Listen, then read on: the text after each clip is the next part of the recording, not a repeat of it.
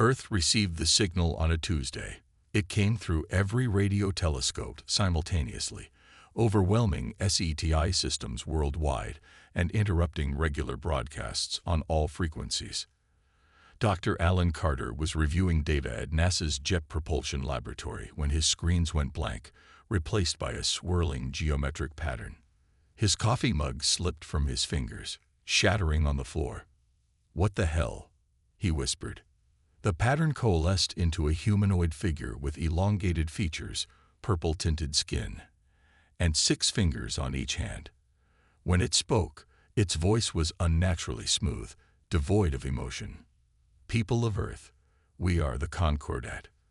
Your world has been selected for integration into our dominion. Resistance is inadvisable.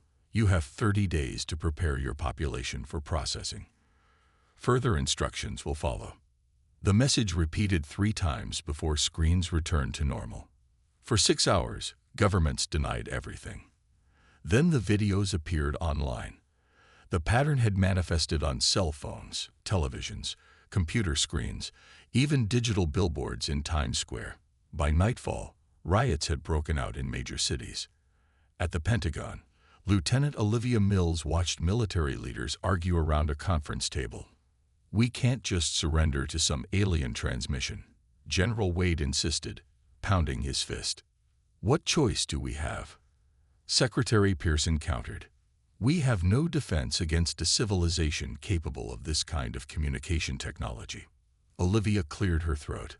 "With respect, sir, we don't surrender until we know exactly what we're facing." Her suggestion earned her a special assignment: contact Dr. Alan Carter and establish a preliminary defense strategy.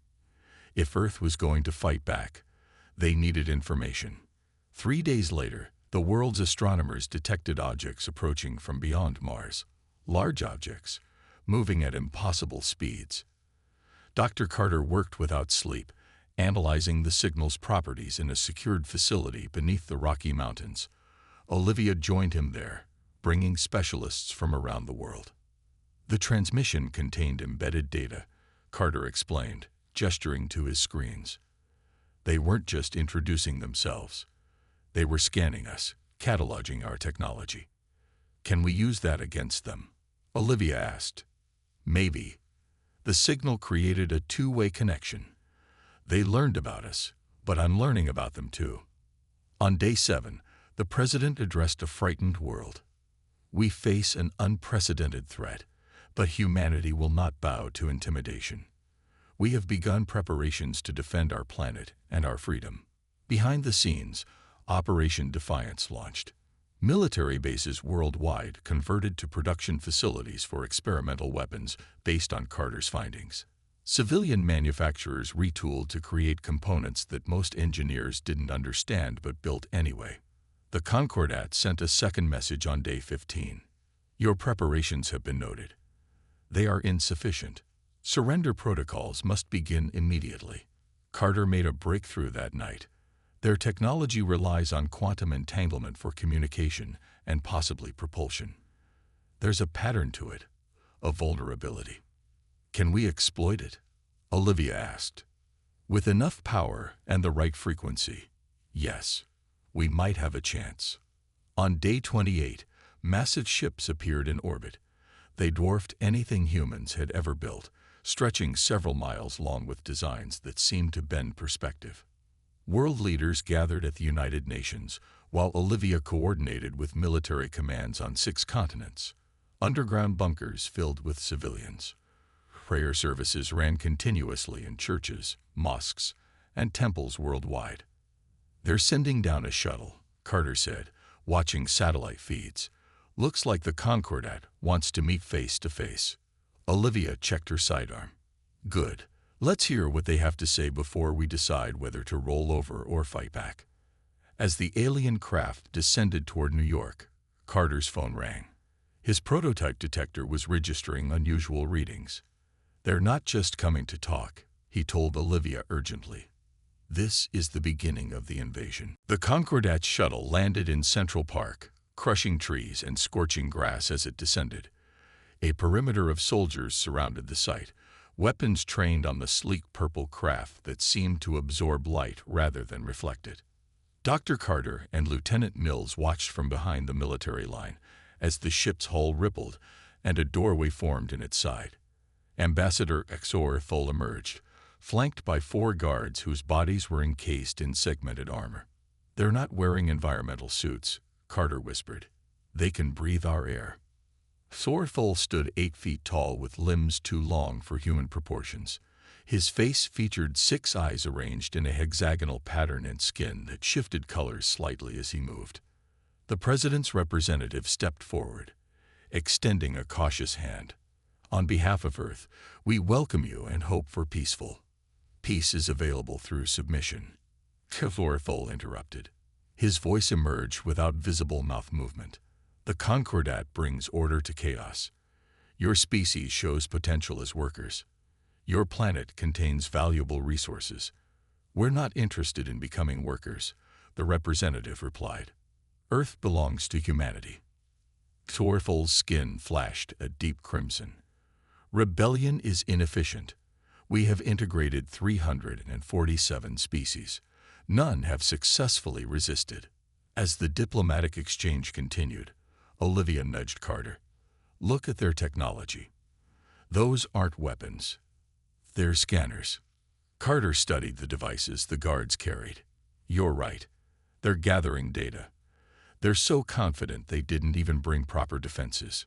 That night, while Thol remained in New York for negotiations, Carter worked frantically in his lab. Olivia brought him coffee and updates from military command. "They've positioned 27 ships in orbit," she reported. 3 more appear to be mining vessels headed for the moon. Carter looked up from his microscope. "I've analyzed materials from their landing site. Their technology uses quantum entanglement for everything: communication, power systems, even their hull material. And that helps us how? Quantum systems are delicate. The right frequency disruption could cascade through their entire network." He pushed a tablet toward her. "We need these components and access to CERN's particle accelerator." Within days, 5 Concordat outposts appeared around the globe. Each housed alien technicians who began installing strange devices described as atmospheric processors, but which intelligence officers suspected were weapons platforms. At the White House, world leaders gathered for an emergency summit. The president addressed them gravely.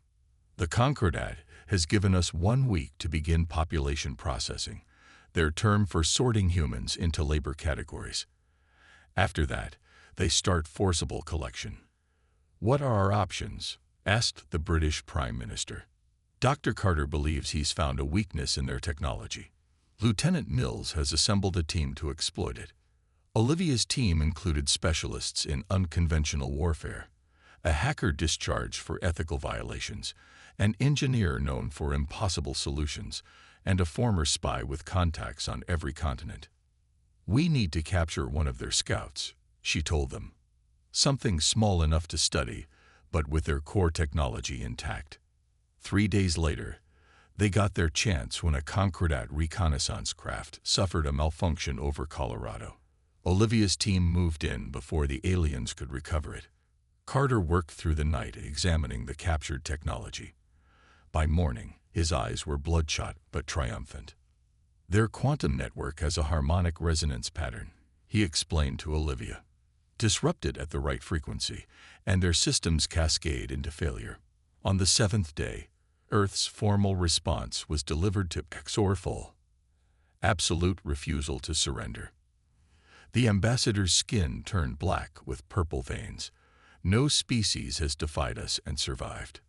"Then we'll be the first," the president's representative answered. That evening, the Concordat ships shifted positions.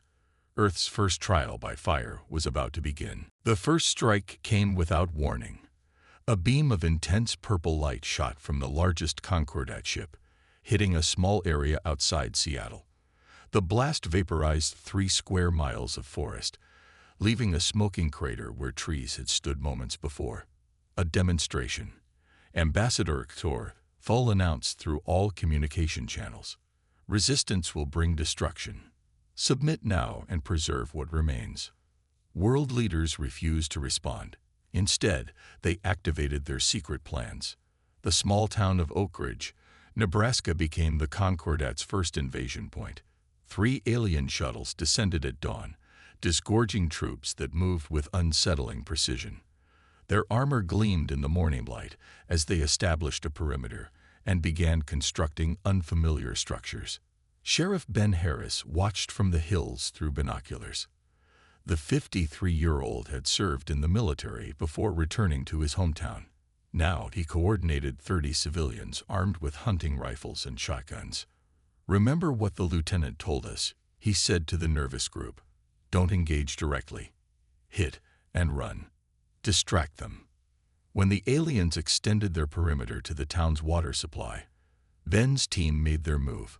Homemade explosives detonated near the alien camp, drawing guards away from their positions. As they investigated, Ben's people struck from another direction, damaging equipment before melting back into the countryside. Similar scenes played out worldwide. The Concordat expected surrender, not guerrilla warfare. At a hidden facility in Switzerland, Dr. Carter worked with international scientists to develop a weapon based on his discoveries. "The quantum disruption needs to hit their command network," he explained, pointing to a diagram. "Each ship connects to a central hub. Break that connection, and their coordination fails." "How close do we need to get?" asked a physicist from India. "Too close," Carter admitted. "We need delivery systems that can reach their ships." Lieutenant Mills arrived with news. "We've captured 3 of their scout ships intact. Engineer Russell thinks he can get one flying with human pilots." "That's our delivery system," Carter said. "Now we just need the weapon." The Concordat increased their attacks. Cities were targeted with precision strikes that destroyed military installations while leaving civilian areas mostly intact. They wanted Earth's resources, including its people, undamaged. In Oak Ridge, Sheriff Harris received a coded message. His town's resistance had attracted attention. A Concordat field commander was arriving to personally oversee the area's pacification. "They're bringing in something big," Ben told his people, watching alien reinforcements arrive. "We need to hold out 3 more days." His team had grown to over 100, incorporating survivors from nearby towns. They sabotaged alien supply lines and communication relays, forcing the Concordat to divert resources to protection rather than expansion. At the Swiss facility, Carter experienced a breakthrough. His wife Lisa, a quantum physicist who had joined the project, suggested modifying their approach. Instead of trying to break their network, she said, "What if we introduce a false signal?" Their systems would tear themselves apart trying to reconcile the contradictions. Carter hugged her tightly. "That's it. A quantum virus instead of a bomb." The weapon required precise calibration. Each time they tested it, the device fried itself. They needed sturdier components that didn't exist on Earth. "We need to raid their supply chain," Mills told Carter. "Get parts from their own technology." She assembled a strike team for a dangerous mission, infiltrating a Concordat processing center to steal critical components. Meanwhile, Sheriff Harris received word that the Concordat commander was heading toward Oak Ridge's makeshift hospital. Ben set an ambush along the route, determined to protect the wounded. When the alien convoy appeared, his fighters attacked from multiple positions. For the first time, humans killed Concordat soldiers in direct combat. The aliens responded with overwhelming force, but not before Ben's team captured intact weapons and communication devices, exactly what Carter needed. As the sheriff's people retreated into prepared tunnels beneath the town, Ben transmitted a message, "Package secured, coming home." The resistance had won its first significant victory. News of Sheriff Harris's success spread through hidden channels to resistance cells worldwide. What began as isolated groups became an interconnected network, sharing tactics and information through encrypted systems designed by Lisa Carter. "We need to standardize our communication," Lisa explained during a virtual meeting with resistance leaders. "The Concordat monitors all standard frequencies, but they don't understand how humans adapt technology." She developed a protocol using outdated ham radio equipment modified with salvaged alien components. The system bounced signals through seemingly random patterns that confused Concordat tracking systems. In an underground facility beneath the Alps, Dr. Carter examined the captured Concordat technology from Oak Ridge. Their quantum processors are grown, not manufactured, he told Lieutenant Mills as he studied a communication device under a microscope. It's partially biological, which explains why it adapts to disruption attempts. Mills frowned. Can we still shut it down? Yes, but we need to understand it better. Engineer Russell should take a look. Jack Russell had been a military contractor before the invasion. Now he worked in a makeshift lab converting alien technology for human use. When Carter's findings reached him, he immediately recognized the possibilities. These power cells use a completely different approach to energy storage, Jack explained to his team. If we can reverse engineer this, we can power our disruptors without access to the grid. The Resistance's small victories multiplied. In South America, farmers poisoned the water supply of a Concordat mining operation. In Asia, hackers disrupted landing sequences, causing shuttle crashes. Each success was small, but together they forced the aliens to divert resources from their main objective. Ambassador Xor Thal appeared on global broadcasts, his skin pulsing angry red.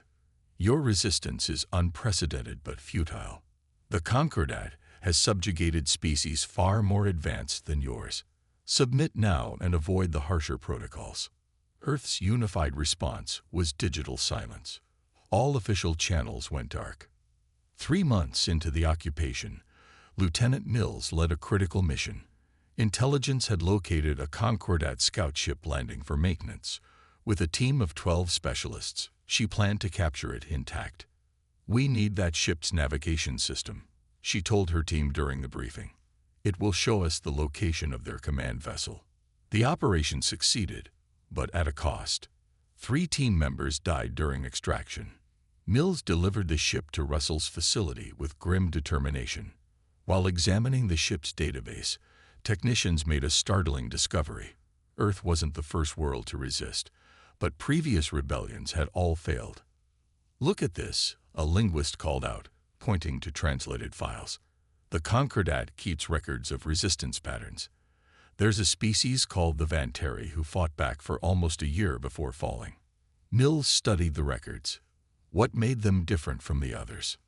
They used the Concordat's technology against them, just like we're doing. This information changed their approach. Carter's team began studying Vanteri tactics while adapting them to human capabilities.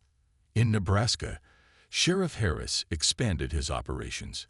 His resistance cell now controlled a significant area around Oak Ridge, forcing the Concordat to commit more resources to what should have been a simple occupation. They're predictable, Ben told his lieutenants during a meeting in an abandoned mine. They respond to patterns, so we create false patterns to draw them out. His fighters stage regular attacks on supply convoys while secretly targeting communication relays. Cut off from the network, individual Concordat units became vulnerable. 6 months into the occupation, humanity's scattered resistance achieved what the Vanteri couldn't: coordination on a global scale. Lisa's communication network connected every major cell, allowing synchronized attacks that confounded Concordat response patterns. During a secure call, Mills shared a plan with Carter and Russell. We've identified their command ship. It's maintaining position over the Pacific. If we can get your quantum disruptor aboard, we can cripple their entire network. Carter nodded grimly. The prototype is ready. We just need a delivery system. I got something better, Russell replied. A way to turn their own ships against them. For the first time since the invasion began, humanity had a plan for victory rather than mere survival. The plan was called Operation Turning Point. It began with a series of distractions coordinated across 6 continents. Sheriff Harris and his civilian forces created the most visible one, a frontal assault on the Concordat's Nebraska processing center. Remember, we only need to hold their attention for 30 minutes, Ben told his fighters as they prepared. Make it look like we're trying to take the facility, but be ready to fall back fast. His people attacked at dawn, using captured alien weapons and modified farm equipment. The processing center's defenses activated immediately, but the humans had studied the patterns and knew exactly when to move. Halfway around the world, Dr. Carter and his team deployed the first wave of electromagnetic pulse devices.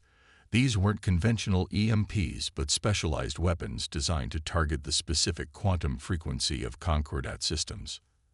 Activation in 3, 2, 1. Carter counted down. He pressed the trigger. The effect was immediate.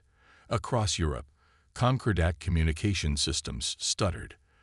Their patrol ships wobbled in flight, some crashing into empty fields. For 8 crucial minutes, their coordination failed completely.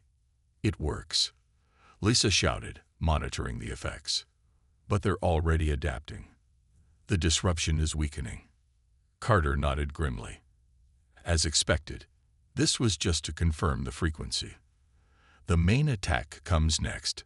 While the Concordats scrambled to restore their systems, Lieutenant Mills led her assault team toward their true objective, the command ship.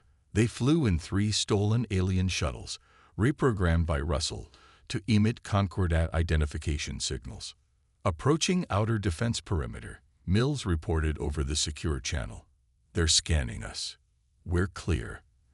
They think we're returning scouts." Her team docked on the massive ship's underside maintenance bay.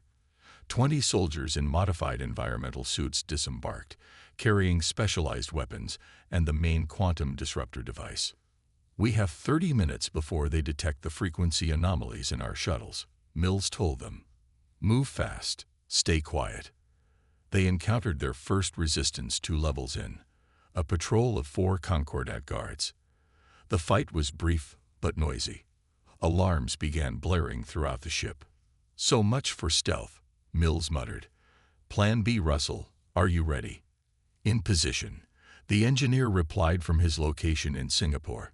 He had assembled a global network of modified radio telescopes, all aimed at the command ship.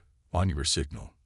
Mills's team fought their way toward the ship's central processor, taking heavy losses. Of the 20 who boarded, only 8 remained when they reached their target, a massive chamber filled with pulsing crystalline structures. "This is it," Mills said, setting the disruptor device. "Activate your shields." Each team member activated personal protection fields designed by Russell, the only thing that might protect them from what came next. Back on Earth, Carter watched the operation unfold from a bunker in Sweden. "They're in position," he told the resistance leadership. "Sheriff Harris's team is clear. Everyone else, prepare for Phase 2. Across the globe, resistance fighters activated secondary disruptors aimed at local Concordat facilities. The effect was like throwing stones into a pond, ripples of disruption spreading across their network. On the command ship, Mills activated the primary device. "Russell, now." From Earth, the engineer triggered his radio telescope array, sending a precisely calibrated signal toward the ship. The combined attack, internal disruptor and external signal, created a devastating resonance effect. The crystalline processors began to fracture. Energy arced between components. Throughout the ship, systems failed catastrophically. Mills and her remaining team members ran for the shuttles, fighting through confused Concordat soldiers whose weapons and armor were malfunctioning. Only 3 of them made it back to Earth. But the strike was successful. The command ship's network hub was severely damaged, leaving Concordat forces planet-wide in disarray. For the first time, the aliens were vulnerable. In the aftermath, Carter reviewed the data. "The disruption won't last," he warned. "They're already rebuilding secondary command nodes. We have maybe 2 weeks before they recover." "Then we have 2 weeks to prepare the final attack," Mills said, her face grim with determination and grief for those lost. "Project Sunburst needs to be ready." The discovery came in the wreckage of the command ship's systems. Dr. Carter found it while analyzing data recovered from Lieutenant Mills' mission. A fundamental weakness in the Concordat's entire approach to conquest. "They don't just use quantum entanglement for communication," he explained to an emergency council of resistance leaders. Their entire hierarchy depends on it. Every ship, every soldier is linked to a central consciousness. Like a hive mind? Asked a general from China. Not exactly. More like a quantum network where commands flow instantly through entangled particles. Break enough connections, and the entire system becomes unstable. Project Sunburst emerged from this insight. While the Concordats struggled to rebuild their command structure, scientists from 12 countries worked around the clock to create a device that could permanently disrupt the alien network.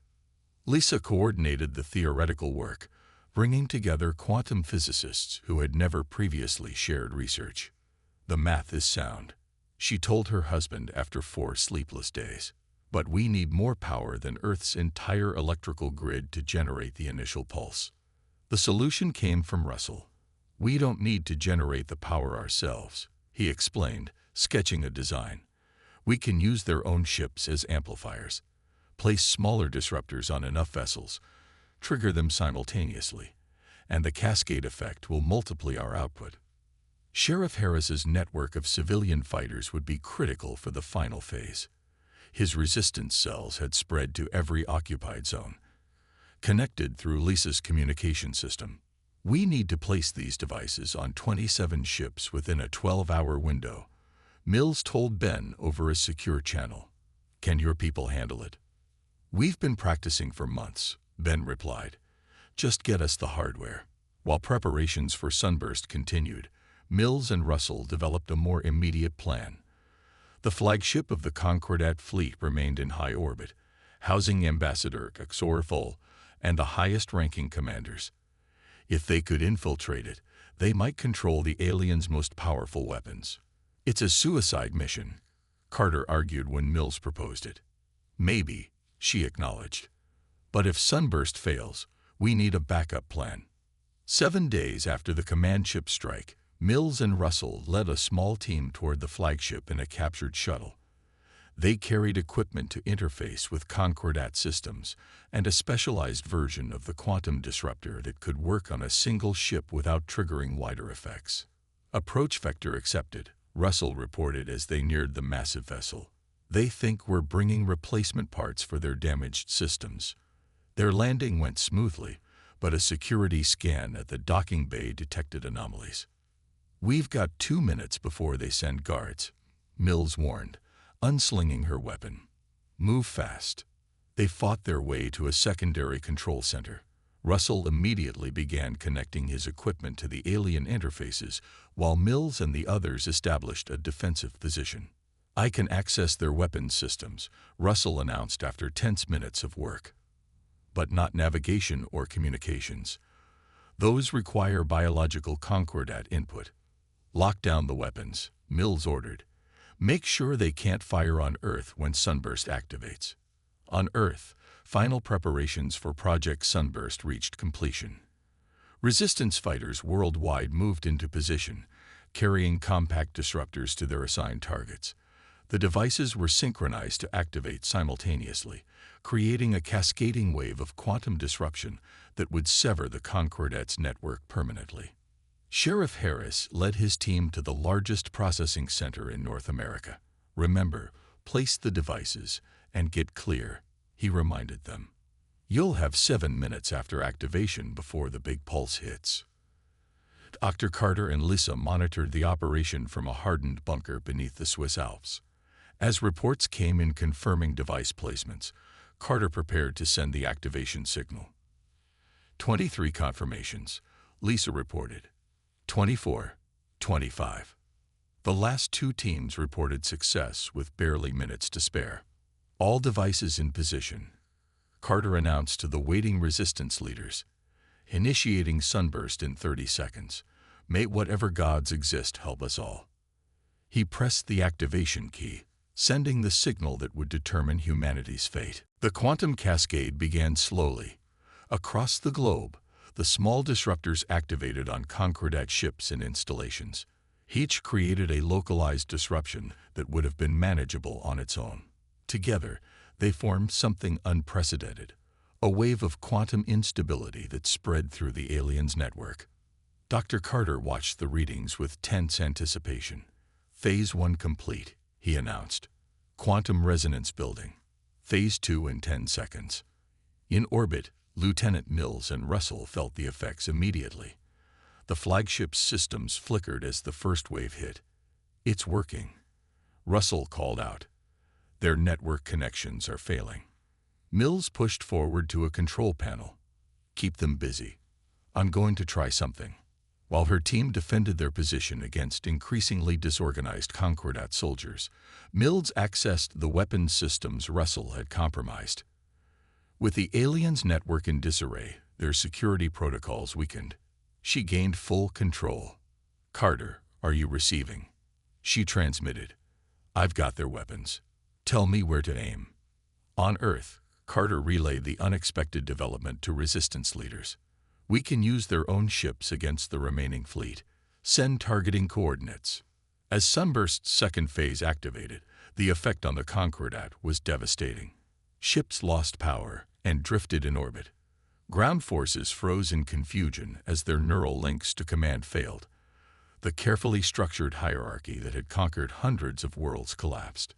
Sheriff Harris witnessed it firsthand at the processing center. Alien soldiers suddenly stopped mid-motion, their armor systems failing. Some removed their helmets, revealing expressions of complete disorientation. "Don't shoot unless threatened," Ben ordered his fighters. "They're as confused as we'd be if our brains were suddenly disconnected." From the flagship, Mills executed the coordinated attack plan. Under her control, the vessel's weapons targeted key ships in the Concordat fleet, not to destroy them, but to disable their propulsion systems. "Russell, can you access their communication array?" she asked. "Already done," he replied, his fingers dancing across adapted controls. "Ready to broadcast." Mills took a deep breath. "Attention Concordat forces. Your network has been permanently severed. Your quantum entanglement systems cannot be restored. Surrender or face destruction." In the flagship's command center, Ambassador Thor Hull listened to the human message with skin turned ashen gray, the color of Concordat defeat. For the first time in their 1,000-year expansion, a species had not merely resisted but reversed the tide of conquest. "This is unprecedented," he said to his commanders. "Our protocols have no contingency for this situation." The ambassador made a decision that would change galactic history. He personally responded to Mills' transmission. "The Concordat acknowledges humanity's defense of its sovereignty. We request terms for withdrawal." News of the surrender spread rapidly. In cities worldwide, people emerged from hiding places to see Concordat ships rising from Earth, forming into damaged clusters before limping toward deep space. At a hastily assembled United Nations session 2 days later, Dr. Carter presented findings from captured Concordat databases. They've conquered hundreds of worlds, but always using the same method: overwhelming force followed by integration into their network. "When we disrupted that network, we didn't just defeat them here. We potentially freed every subjugated species in their empire." Confirmation came within weeks. Transmissions from distant stars brought messages from other races, some offering alliance, others simply expressing gratitude. The galaxy was reorganizing itself in the Concordat's absence. 1 year after the invasion, Earth had incorporated salvaged alien technology into a defense system capable of protecting the planet from future threats. Lieutenant Mills headed the new Space Force, with Russell as chief engineer. Sheriff Harris returned to rebuild Oak Ridge, now famous as the site of humanity's first successful resistance. Dr. Carter and Lisa established the Interstellar Communication Institute, dedicated to contacting other freed species. Their first successful exchange was with the Vantari, whose failed resistance had provided crucial insights for Earth's victory. On the anniversary of the Concordat's defeat, the president addressed a global celebration. 1 year ago, humanity faced extinction. Today, we stand not only as survivors, but as liberators. The stars are no longer a source of fear, but of promise. We have proven that freedom cannot be conquered, not on Earth, and not anywhere in the cosmos. As the speech ended, reports arrived of the first Vantari ships approaching Earth for a historic meeting. Humanity's place in the galaxy had been forever transformed.